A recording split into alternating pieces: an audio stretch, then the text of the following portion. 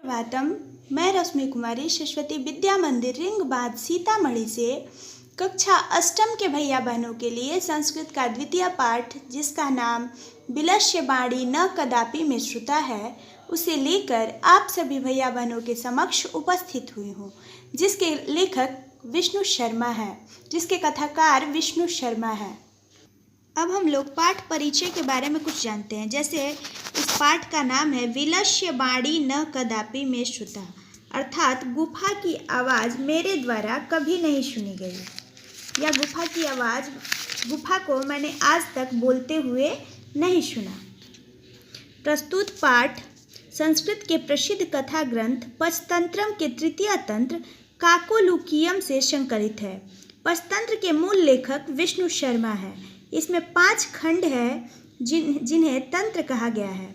इसमें गद्य पद्य रूप में कथाएं दी गई है, जिनके पात्र मुख्य रूप से पशु पक्षी हैं। पंचतंत्र की कहानियों के पात्र पशु पक्षियों को ही रखा गया है, जिससे कहानी और मनोरंजक लगे।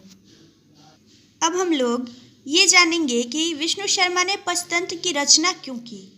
विष्णु शर्मा ने राजा अमर शक्ति के मूर्ख पुत्रों को कुशल राजनीतिज्ञ बनाने के उद्देश्य से कथाओं के संकलन के रूप में पंचतंत्र की रचना की थी। इसमें 5 तंत्र हैं, 5 भाग हैं, जिनके नाम मित्र भेद, मित्र संप्राप्ति, काकोलुकीयम, लब्ध प्रणास तथा अपरीक्षित कारक है। इन 5 खंडों में कुल 70 कथाएं तथा 900 श्लोक हैं। श्लोकों में प्रायः तर्कपूर्ण नीति श्लोक प्रयुक्त हैं। पंचतंत्र का अनुवाद 4th शताब्दी के आसपास ईरान की पहलवी भाषा में हुआ था। इसी के आधार पर विदेशी भाषाओं में इसके अनेक अनुवाद हुए। काकोलुकीयम पंचतंत्र का तृतीय तंत्र है। इसका नाम काक और उलूक की मुख्य कथा के कारण पड़ा है। अब हम लोगों को पाठ का जो पैराग्राफ पढ़ना है, उसके शब्दार्थों को देखते हैं। पहला है कस्मिंश्चित्, अर्थात किसी, प्रतिवस्ती समय रहता था, कदाचित कभी या किसी समय, इतस्ततः इधर उधर, परिभ्रमण घूमते हुए, क्षुधार्तः भूख से बेचैन, आहारम भोजन, प्राप्तवान प्राप्त हुआ, दृष्टवा देखकर, किंचिदपि कुछ भी, नूनम निश्चय ही, कोअपि कोई भी, अत्रैव यहाँ ही, निगूढ़ो भूत्वा छिपकर या दुबक कर, तिष्ठामि ठहरता हूँ या बैठता हूँ। हमारे पाठ का पहला वाक्य है कस्मिंश्चित् बने खरनखरः नाम सिंह प्रतिवस्ति समा। कस्मिंश्चित् बने खरनखरः नाम सिंह प्रतिवस्ति समा, अर्थात किसी जंगल में खरनखर नाम का एक शेर रहता था। किसी जंगल में खरनखर नाम का एक शेर रहता था। संधि विच्छेद देखें तो कस्मिंश्चित् का संधि विच्छेद होगा कस्मिन जोड़ चित्त। अगला लाइन है सः कदाचित् इतस्ततः परिभ्रमण क्षुधार्तः न किंचिद अपि आहारं प्राप्तवान। सः कदाचित् इतस्ततः परिभ्रमण क्षुधार्तः न किंचिद अपि आहारं प्राप्तवान, अर्थात वह कभी इधर उधर घूमते हुए भूख से व्याकुल था। उसे कभी घूमते हुए इधर उधर वह भोजन ढूंढ रहा था, परंतु उसे कुछ भी भोजन प्राप्त नहीं हुआ। उसे कुछ भी खाने के लिए नहीं मिला। सिंह भूखा था, भूख से बेचैन था। वह इधर उधर घूमकर भोजन की तलाश कर रहा था, लेकिन उसे कुछ भी खाने के लिए नहीं मिला। अब हम लोग व्याकरण देखते हैं। जैसे इतस्ततः है, जिसका मतलब इधर उधर होता है, और ये व्याकरण की दृष्टि से अव्यय है। इतस्ततः का संधि विच्छेद देखें तो इतः जोड़ ततः होगा। किंचिद अपि का संधि विच्छेद किम जोड़ चित जोड़ अपि होगा।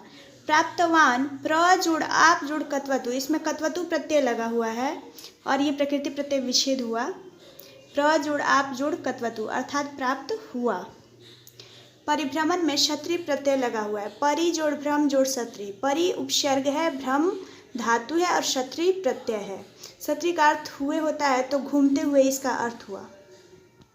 अगला लाइन है ततः सूर्यास्त समये एकां महतीं गुहां दृष्ट्वा सः अचिन्त्यत्। ततः सूर्यास्त समय एकां महतीं गुहां दृष्ट्वा सः अचिन्त्यत्, अर्थात उसके बाद सूर्यास्त के समय से एक बहुत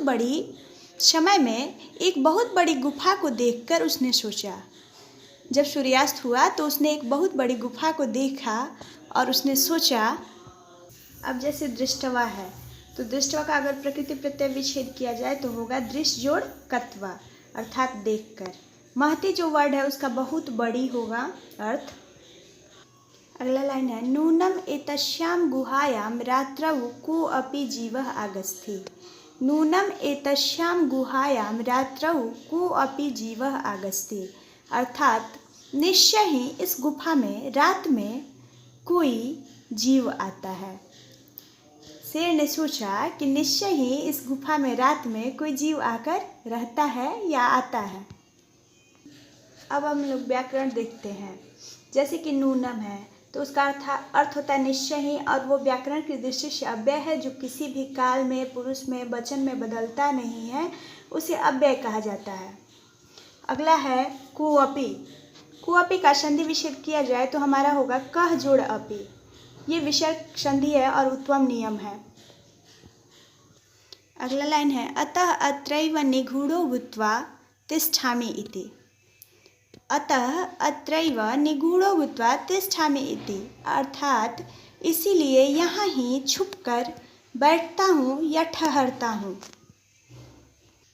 अत्र का संधि विच्छेद होगा अत्र जोड़ एव, अर्थात यहाँ ही अत्र और एव दोनों ही व्याकरण की दृष्टि से अव्यय हैं।